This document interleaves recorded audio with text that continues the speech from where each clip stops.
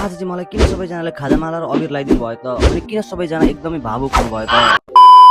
Hello and नमस्ते। आज हो डे 38। आज चाहिँ मलाई बिहान बिहानै विराट चोक जानु पर्ने भएकोले चाहिँ बाबासँग 100 रुपियाँ मागेर म चाहिँ निस्किएँ घरबाट। अनि घरबाट मेन रोडसम्मको बाटो त ठिकै थियो, मेन रोडको बाटो चाहिँ फेरि यस्तो डेन्जर थियो नि, कतिखेर मेरो खुट्टा गएर हिलोमा भाँस्यो मैले त पत्तै पनि पाइनँ। अब त्यो मेन रोडको बाटोमा कहाँ गएर खुट्टा धुनु भनेर म चाहिँ हिले खुट्टा लिएर चढेँ गाडीमा र म एकैछिनमा विराट चोक पनि पुगिहालेँ। अनि फेरि विराट चोक पुग्ने बित्तिकै सरले चाहिँ मलाई बस बाइकमा भनेर चाहिँ लिएर जानुभयो। अनि कहाँ जाने होला भनेर म सोच्दै थिएँ, तर एकैछिनमा सरले चाहिँ चटपटे पसलमा लगेर रोक्नुभयो गाडी। अनि त्यहाँबाट एक झोला चटपटे लिएर हामी चाहिँ आयौँ क्लासतिर र क्लासमा बसेर सर र म मिलेर गम कि गम चटपटे पनि खाइहाल्यौँ। त्यसपछि चप्पल किन्न भनेर म पहिले काम गर्ने गरेको दोकान गएको थिएँ। त्यहाँको मामाले त खाजा माला अबिर लगाइदिएर एकदमै पुरै बिदाई पो गर्नुभयो। अनि पछाडिको पार्लरको दिदी पनि आउनु भएको थियो, त्यो दिदीले पनि टिका लगाइदिनु भयो। अनि बिदाई गरेको पुरै भिडियो पनि बनिरहेको थियो। अनि बिदाई कार्यक्रम सकेपछि म चाहिँ गएँ लुगा किन्नलाई र त्यहाँबाट लुगा किनिसकेपछि म चाहिँ गएँ कपी डट पेन पेन्सिल किन्नलाई। अनि म चाहिँ बिहान घरबाट खाना नखाइकन आएको थिएँ। अनि एकदमै धेरै भोक लागेको कारणले चाहिँ गएँ गोर्खा डिपार्टमेन्ट, त्यो पनि खाना खानलाई। र एकैछिनमा हाम्रो खाना पनि आइहाल्यो र गमका गम मैले खाना पनि खाइहालेँ। अनि मलाई माइक र पावर ब्याङ्क पनि किन्नु पर्ने थियो, त्यही भएर ढिलो नगरिकन म चाहिँ गएँ मोबाइल पसल। अनि त्यहाँ गएर चाहिँ मैले धेरैवटा पावर ब्याङ्क र धेरैवटा माइक पनि हेरेँ र मलाई फाइनली यो दुईटा चाहिँ मन पर्यो। अनि आन्टीले मजाले प्याक गरेर झोलामा हालिदिनु भयो र त्यसलाई लिएर म बाहिर आउँदै थिएँ। त्यहाँनिर चाहिँ मैले मेरो दाइलाई भेटाएँ। अनि दाइसँग पनि अङ्कमाल गरेर दाइसँग पनि मैले बिदा मागेँ। त्यसपछि सबै सामान लिएर म चाहिँ आएँ कन्सल्टेन्सी। अनि मलाई चाहिँ के छिटो जस्तो हुँदै थियो र सबै सामान कोट्याएर हेरेको मैले त सुट त ल्याउनै बिर्सेको रहेछु, त्यही भएर चाहिँ छिटो छिटो गरेर म चाहिँ गएँ सुट लिनलाई। अनि फेरि त्यहाँको दाइ चाहिँ हुँदैन रहेछ। अनि त्यहाँको एउटा सानो होमवर्क एकछिन खेलाएपछि दाइ पनि आउनुभयो र दाइले सुट पनि प्याक गरेर दिइहाल्नु भयो।